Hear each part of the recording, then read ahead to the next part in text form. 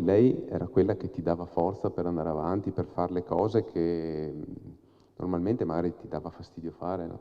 Un libro scritto con la forza di Giulia e per tutte le Giulie che si potranno salvare grazie a questo racconto. Gino Cecchettin, davanti alla platea del Teatro Verdi di Padova, ha presentato il suo libro Cara Giulia, quello che ho imparato da mia figlia.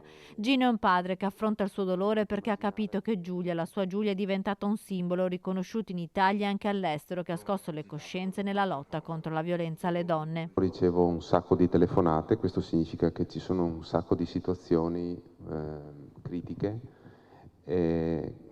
di donne che non posso aiutare. Questo è un dato di fatto, perché io non ho competenze per poter aiutare chi è in difficoltà, però mi faccio da tramite e quindi passo il contatto a un professionista.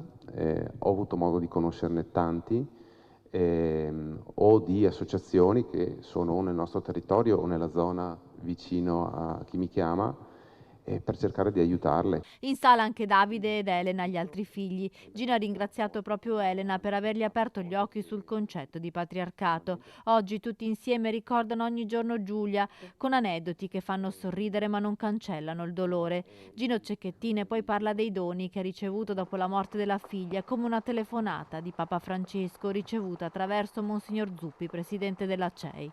Ti passo il Santo Padre.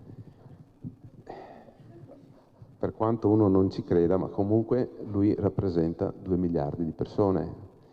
E quando senti le parole, senti 2 miliardi di persone che ti danno una pacca sulle spalle, che ti sostentano, e quello aiuta. Il libro Cara Giulia è stato scritto insieme allo scrittore veneziano Marco Franzoso. I proventi andranno a sostegno della fondazione che sarà dedicata a Giulia. Abbiamo già individuato quelli che saranno i piani d'azione, quindi saranno quelli di aiutare delle associazioni già presenti nel territorio,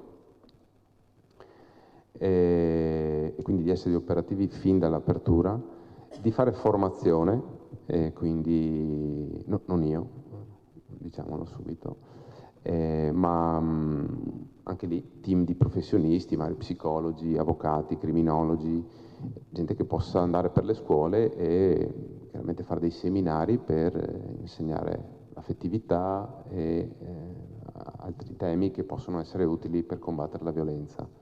Poi borse di studio, e vorremmo arrivare anche alla creazione di case rifugio.